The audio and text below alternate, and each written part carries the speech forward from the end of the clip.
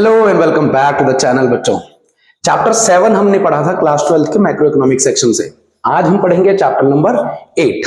Chapter number 8 में हम लोगों को ब्रॉडली बात करनी है मार्केट में इक्विलिब्रियम कैसे आता है। भैया इक्विलिब्रियम क्या होता है? इक्विलिब्रियम बच्चों आपने क्लास 11th में पढ़ा था। क्लास 11th में पढ़ा था जब आपने माइक्रो इकोनॉमिक्स पढ़ी थी। क्या पढ़ी थी? Micro economics. माइक्रो इकोनॉमिक्स में आपने ये कर्व देखा था बच्चों। ये कर्व बना था डिमांड का, ये कर्व बना था सप्लाई का, और जहां पर डिमांड और सप्लाई मीट कर रहे थे बच्चों, उसी पॉइंट को हम क्या कह रहे थे? Equilibrium point. Equilibrium point. अच्छा, इक्विलिब्रियम कौन कौन अचीव करता है इकोनॉमी में? कंज्यूमर इक्विलिब्रियम अचीव करता है। तो कंज्यूमर जब इक्विलिब्रियम अचीव करता है, वो कैसे अचीव करता है? जब उसको मैक्सिमम सेटिस्फेक्शन मिलती है। क्या मिलती है बेटा? Maximum satisfaction. ठीक है, मतलब जितने उसके पास रिसोर्सेस हैं, पैसे हैं, और उससे वो बेहतरीन सामान खरीद के उसको कंज्यूम करके अपनी यूटिलिटी को और बेहतर करता है। तो कंज्यूमर को क्या मिलती है? इक्विलिब्रियम। फिर प्रोड्यूसर को इक्विलिब्रियम भी मिलती है, क्योंकि भाई हम जानते हैं 2 सेक्टर मॉडल है, तो कंज्यूमर भी है और प्रोड्यूसर भी है। प्रोड्यूसर को कब इक्विलिब्रियम मिलता है? जब उसकी प्रॉफिट सबसे ज्यादा हो। प्रॉफिट क्या हो? बेनिफिट हो उसको। ठीक है बच्चों, इसके बाद ज्यादा से ज्यादा प्रॉफिट वो कमा पाए, प्रोड्यूसर को इक्विलिब्रियम मिलता था। इसके बाद मार्केट को भी इक्विलिब्रियम मिलता था बच्चों। ठीक है, मार्केट को भी इक्विलिब्रियम मिलता था। तो मार्केट इक्विलिब्रियम कैसे लेता था? जब कंज्यूमर और प्रोड्यूसर दोनों के इक्विलिब्रियम एक दूसरे के बराबर आ जाए। तो कंज्यूमर का क्या है? डिमांड। प्रोड्यूसर क्या कर रहा है? हमारा सप्लाई। तो जब डिमांड और सप्लाई आपस में बराबर हो रहे थे, उस पॉइंट को हम कह रहे थे कि भाई इनको माइक्रो लेवल पे क्या मिल गया? मार्केट में इक्विलिब्रियम, बैलेंस मिल गया। ये एक ऐसा पॉइंट होता है बेटा जिसे हम पोजीशन ऑफ रेस्ट कहते हैं। We can also show position of no change, क्योंकि अगर इसमें कुछ भी चेंज करने जाएंगे तो हमको अच्छा नहीं रहेगा। हम तो चाहते ही थे ये सिचुएशन इकोनॉमी के अंदर आए। तो ये जो आपने सेक्शन पूरा पढ़ा था बेटा, that was we studied in micro section. पर भैया माइक्रो सेक्शन तो नहीं पढ़ रहे हम तो मैक्रो सेक्शन पढ़ रहे हैं। तो मैक्रो सेक्शन में आप देखो बेटा, मैक्रो सेक्शन में क्या है? यही डिमांड क्या बन जाती है बेटा? Aggregate demand. ठीक है, सप्लाई क्या बन जाती है बच्चों? Aggregate supply. तो एग्रीगेट डिमांड और एग्रीगेट सप्लाई जब इक्वेट हो जाए, आपस में इक्वल हो जाए, उस पॉइंट को हम क्या कहते हैं? उस पॉइंट को हम कहते हैं इक्विलिब्रियम। कौन सा इक्विलिब्रियम? Market equilibrium. यहां पे ठीक हो गया। एग्रीगेट डिमांड और एग्रीगेट सप्लाई, ये एक अप्रोच है बेटा। क्या है? अप्रोच। ऐसे ही अगर आप इसको थोड़ा सा और फर्दर सीखो तो एग्रीगेट डिमांड कैसे हम मेजर करते हैं? C प्लस आई। एग्रीगेट सप्लाई कैसे करते हैं बच्चों? C plus S. C को C कट कर दो, क्या हुआ? इन्वेस्टमेंट बराबर सेविंग। तो बेटा यहां पर आपके सामने 2 अप्रोचेस निकल कर आ गई। पहली अप्रोच हुई ADAS अप्रोच, और दूसरी अप्रोच कौन सी हुई? Income no, investment and saving approach. Investment and saving approach, अगर आप दोनों अप्रोचेस को देखोगे तो ये दोनों ही अप्रोचेस किसके काम आते हैं? भैया ये काम आते हैं डिटरमिनेशन ऑफ इक्विलिब्रियम। इक्विलिब्रियम को अचीव करने के लिए हम लोगों के पास 2 अप्रोचेस। अच्छा भैया, ये जो दोनों अप्रोचेस हैं बच्चों, ये अप्रोच देने का जो काम किया वो किया हमारे कीन साहब ने। किसने? कीन साहब ने। कीन्स कौन है भैया? देखो बेटा, जेवाई केन्स जो है वो एक बहुत बड़े प्रोफेसर, बहुत बड़े मैक्रो इकोनॉमिक्स के हम इनको फादर भी कहते हैं। इन्होंने अपनी थ्योरी दी। उस थ्योरी के अंदर समझाया कि कैसे मार्केट को मैक्रो सेक्शन पे, ग्लोबल सेक्शन पे इक्विलिब्रियम मिलता कैसे है। तो जहां एग्रीगेट डिमांड एग्रीगेट सप्लाई बराबर हो जाए, जहां इन्वेस्टमेंट सेविंग के बराबर हो जाए। तो ये ब्रॉडली 2 अप्रोचेस है इनके बेटा। यहां पर क्लियर हो गई बात? ठीक है। इसके बाद आप एक चीज और देखो, इन्होंने जब अपनी अप्रोच दी बेटा, जब अपनी थ्योरी दी, उस थ्योरी में इन्होंने जब एग्रीगेट सप्लाई को हमेशा बेटा क्या बोला? रेस्पॉन्डिंग यूनिट बोला। क्या बोला? Responding unit. रेस्पॉन्डिंग यूनिट का मतलब क्या बच्चों? रेस्पॉन्डिंग यूनिट का मतलब कि हमेशा ये जो अप्रोच है इक्विलिब्रियम की, इसमें एग्रीगेट डिमांड क्या रोल प्ले करता है? Principal role. ये क्या होता है सर? प्रिंसिपल रोल का मतलब कि इकोनॉमी के अंदर जो सबसे पहली एक्टिविटी होगी वो एग्रीगेट डिमांड होगी। वो मैंने आपको पहले भी समझाया। और एग्रीगेट डिमांड को रिस्पॉन्ड करेंगे। कौन? Aggregate supply. ठीक है, इसलिए इसको हम लोग परफेक्टली इलास्टिक भी कहते हैं। क्या कहते हैं बच्चों? परफेक्टली इलास्टिक कहते हैं। चलो बहुत बढ़िया हो गया। अच्छा, इसी अप्रोचेस में जब ये पूरी थ्योरी जेवाई कीन साहब दे रहे थे तो उन्होंने कहा कि जैसे ही ये दोनों अप्रोचेस का आप यूज करोगे, आपको एग्जैक्टली डिटरमाइन हो जाएगा कि कितनी लेवल का जीडीपी आप मार्केट में प्रोड्यूस कर दो, सप्लाई कर दो, और उतनी ही डिमांड भी बायर करे, तो हमारी जो मार्केट है वो किस में आ जाएगी? इक्विलिब्रियम पोजीशन में, मतलब रेस्ट ऑफ नो चेंज, एकदम ऐसी पोजीशन जो चाहती है इकोनॉमी। ठीक है बच्चों, लेकिन अक्सर ऐसा होता नहीं है, तो डेफिनेशन से एक बार फिर समझो। It is the point in the economy. उन्होंने बड़ा फोर्स किया, उन्होंने कहा ये पॉइंट है, दिस इज द पॉइंट एक इकोनॉमी के अंदर जहां पर प्लान्ड एग्रीगेट डिमांड का मतलब ये हुआ कि कितना आपने प्लान्ड एग्रीगेट सप्लाई, मतलब जितना बायर ने विश किया था डिमांड का, उतना ही इक्वल उतना ही प्रोड्यूसर्स ने भी विश किया था सप्लाई करने का। और जब दोनों इक्वेट हो गए तो मार्केट को क्या मिला? बोलो। हाँ, मार्केट इक्विलिब्रियम। यस सर, अब हमको ये पूरा पिक्चर समझ में आ गया। इसी को बच्चों हम लोग थोड़ा शेड्यूल से सीखना चाहेंगे। ठीक है, तो एक बार जरा शेड्यूल से सीखते हैं। आओ, तो शेड्यूल में आप एक बार सीखो। शेड्यूल और टेबल की मदद से हम लोग इसी सिचुएशन को थोड़ा सा न्यूमेरिकली भी हम सीखने की कोशिश करेंगे। इकोनॉमिक्स है, इकोनॉमिक्स में शेड्यूल से काम चलेगा ही। चलो हम लोग बनाते हैं टेबल। ठीक है, अच्छा, टेबल में क्या बनेगा? पहला y बनेगा, तो फिर क्या बनेगा बेटा? c बनेगा, फिर क्या बनेगा? i बनेगा, उसके बाद क्या बनेगा? s बनेगा, उसके बाद क्या बनेगा? ad बनेगा, उसके बाद क्या बनेगा? as बनेगा। ओके, अच्छा भैया, हमारे पास 1 2 3 4 5 6 ब्लॉक आ गए। भैया जो आपने पहले शेड्यूल दिया था वही इस्तेमाल करना है? हाँ बच्चों, वही इस्तेमाल करना है, बिल्कुल कोई चेंज नहीं है। इनकम कितना बेटा? 0, उसके बाद कितना? 100, उसके बाद कितना बच्चों? 200, अगेन 300, 400, 500 तक बनाते हैं। ठीक है, सी कितना था बेटा? 40, फिर 80 का गैप था तो 200, उसके बाद 280, 360, 440, ये कंजम्पशन का हो गया। इन्वेस्टमेंट क्या थी बेटा? आपको पता है, ऑटोनोमस इन्वेस्टमेंट थी, कांस्टेंट चल रही थी, तो हम लोग यहाँ पे क्या ले सकते हैं बच्चों? 40 ले सकते हैं, आप 20 भी ले सकते हो, 30 ले सकते हो, क्योंकि हमें तो कांस्टेंट लेनी है। 40 एंड अगेन 40। ऑलराइट, अच्छा, ये सेविंग कितनी आ रही थी? सेविंग कैसे निकलती है? सेविंग निकलती है y माइनस सी करके। तो मेरी इनकम कितनी थी? 0, कंजम्पशन कितना किया? 40। ओहो, या तो नेगेटिव हो गया, 0 माइनस 40 कितना? नेगेटिव। अब 100 मैंने कमाया, 120 का कंजम्पशन है, तो सेविंग कितना हुआ? -20। मैंने कमाया कितना? 200, कंजम्पशन कितना किया?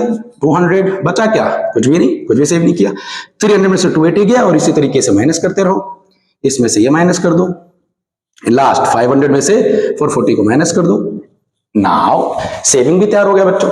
एडी कैसे होता था बच्चों? C प्लस आई, तो 40 और 40 कितना बच्चों? 80, इसके बाद 160, और 80 का गैप आप बढ़ाते जाओ, देखो ठीक है ना।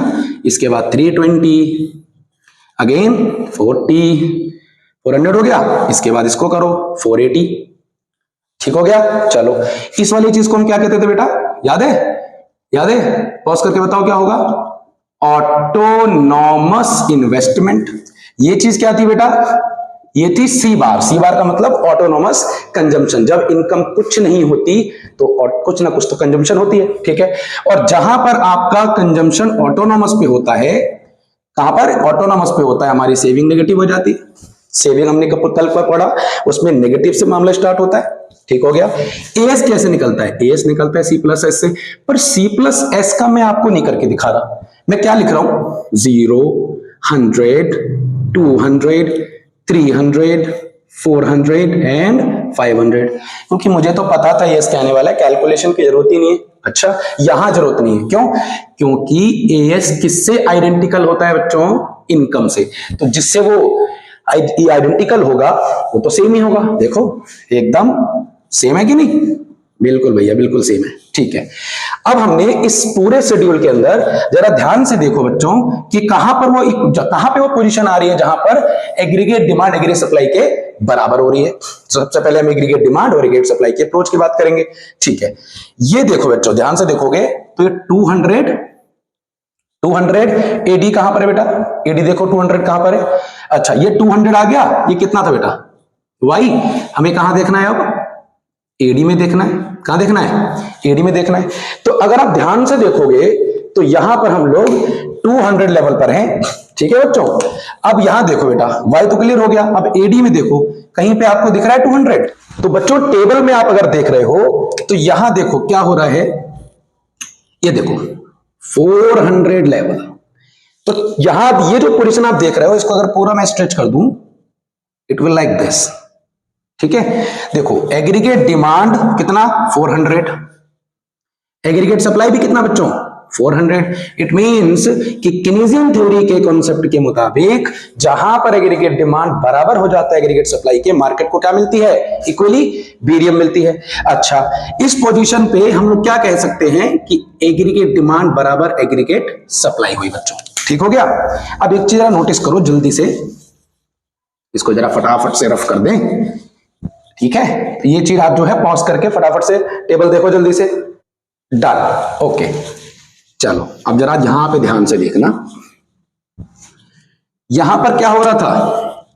एग्रीगेट डिमांड एग्रीगेट सप्लाई के बराबर हो रही थी। इस हिस्से में देखो यहां पे क्या है, देखो एग्रीगेट सप्लाई कम है, देखो 80 0, 160 100, 240 200, 320 300।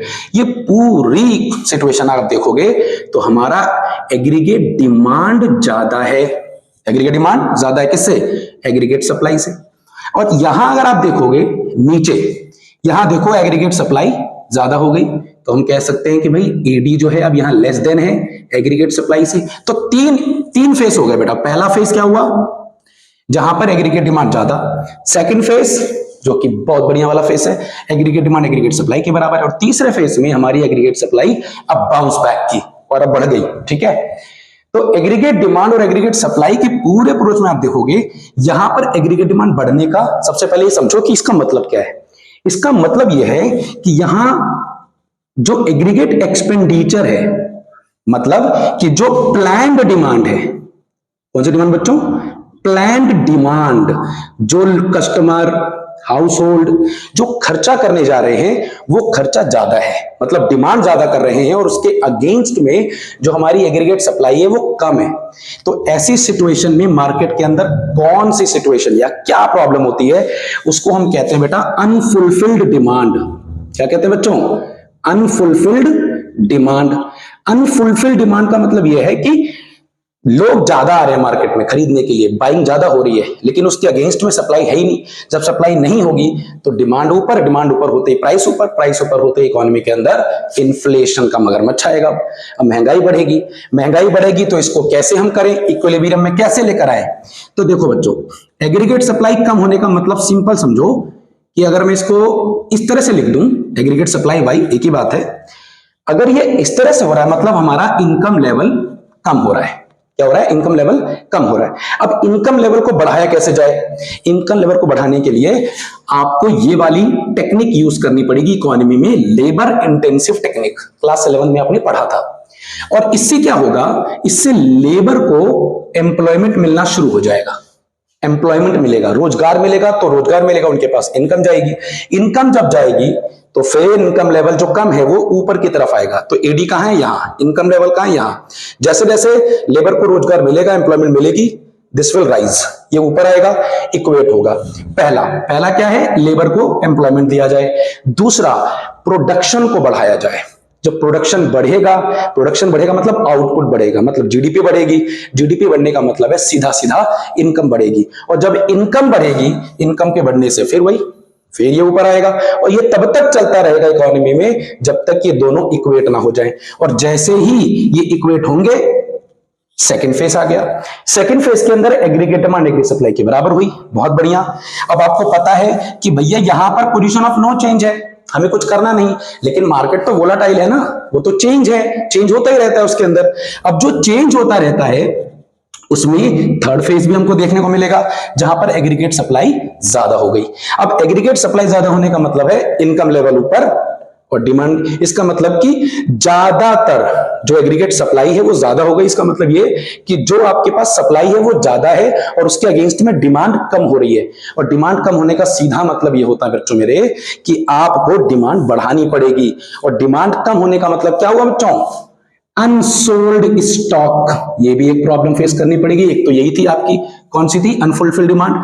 अब अनसोल्ड स्टॉक होगा क्योंकि ज्यादा बना लिया ना सामान, बना ज्यादा लिया, डिमांड कर नहीं रहे, तो बेचारा वो क्या करेगा? यूनिट सारा का सारा पड़ा रहेगा गोडाउन के अंदर और वो फिर खामखा का हैवी बर्डन प्रोड्यूसर के ऊपर, उनको खर्च करना पड़ेगा, उसको मेंटेन करना, संभालना, उसके रेंट के खर्चे, ये सारी इकोनॉमी के अंदर ही फेस करनी पड़ेगी। इकोनॉमी को ही तो फेस करनी पड़ेगी क्योंकि प्रोड्यूसर इकोनॉमी, भाई दोनों यूनिट है। अगर कंज्यूमर को तंग होगा तो भी इकोनॉमी तंग होगी, प्रोड्यूसर को तंग होगा तो भी इकोनॉमी तंग होगी।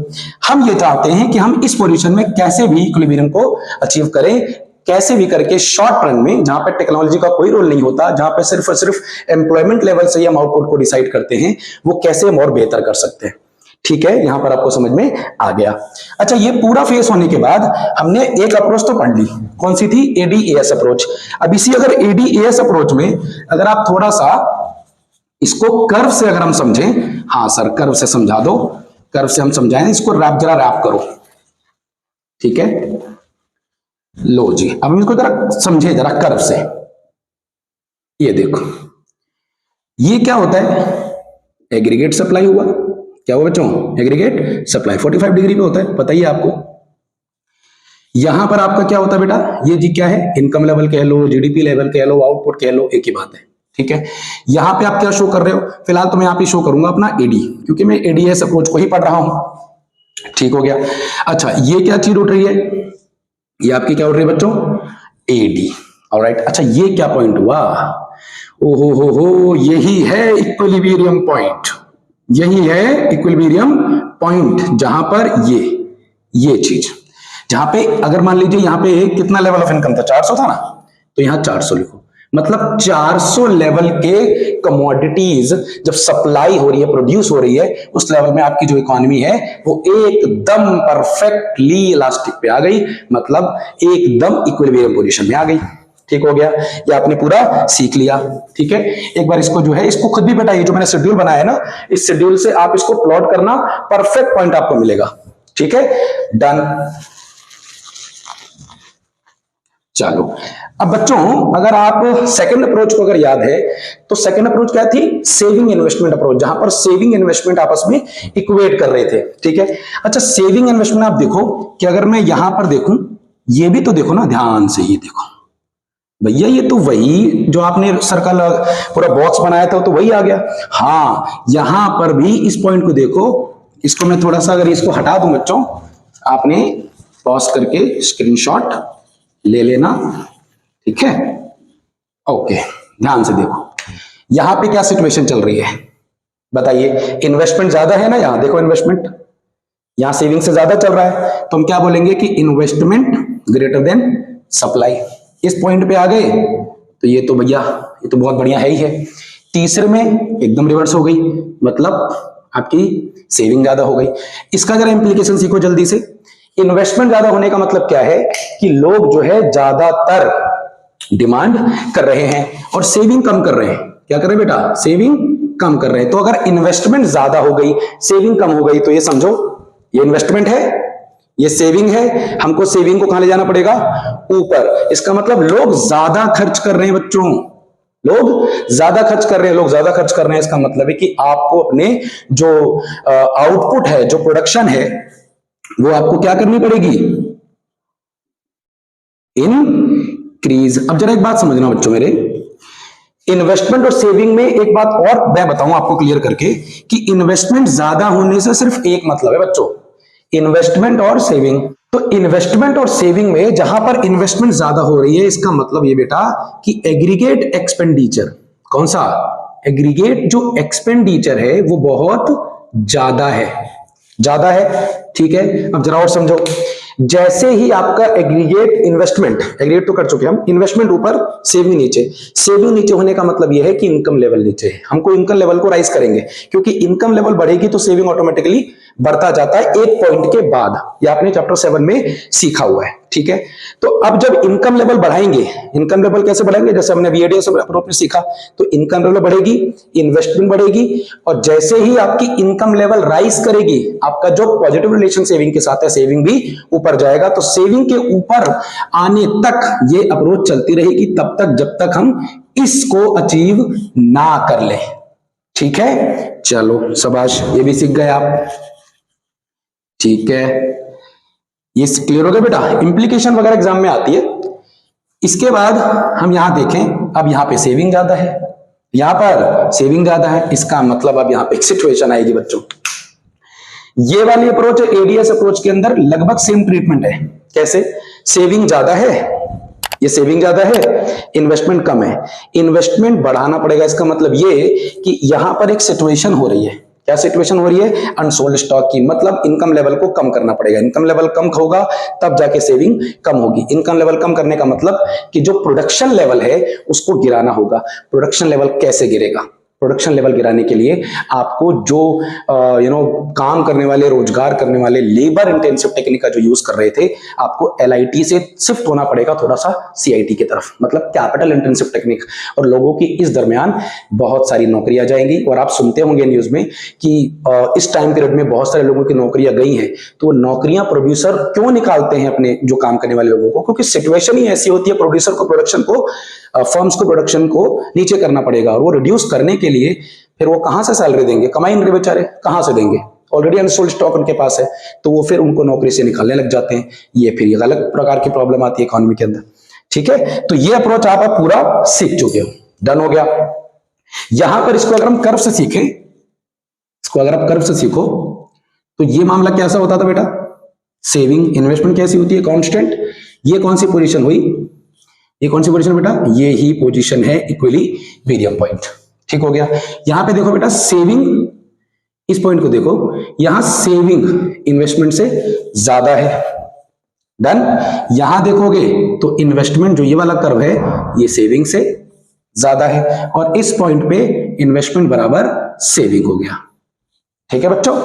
तो आई होप कि आपको ये पूरा का पूरा चैप्टर टॉपिक समझ में आ गया होगा। एक छोटा सा पॉइंट और बचा हुआ है, इन्वेस्टमेंट मल्टीप्लायर, जहां पर हम लोग इन्वेस्टमेंट में थोड़ा एक्सपेंडिचर करेंगे, थोड़ा इन्वेस्टमेंट बढ़ाएंगे, और उस इन्वेस्टमेंट के बढ़ने से क्या होता है, कैसे होता है, इनकम कैसे जनरेट होती है, कैसे मल्टीप्लाई होता है इन्वेस्टमेंट और इनकम, ये हम लोग सीखेंगे पार्ट 2 के अंदर, और कुछ क्वेश्चंस भी करेंगे, ठीक है।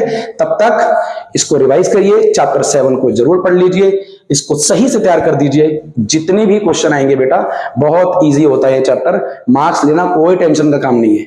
इसको सही से सीख लो, समझ लो, तैयार कर लो चैप्टर को, और बुक से क्वेश्चन लगा दो, बस हो गया काम, ठीक है। तो मैं मिलता हूं आपसे नेक्स्ट वीडियो में। अगर आपको वीडियो हेल्पफुल लगे, अच्छी लगे, तो अपने दोस्तों के बीच शेयर कर देना, लाइक कर देना वीडियो को, और जो नए हो सब्सक्राइब कर देना चैनल को। इस तरह की वीडियोस मैं अपलोड करता रहूंगा, ठीक है। मैं आपसे मिलता हूं नेक्स्ट वीडियो में। Alright, thank you.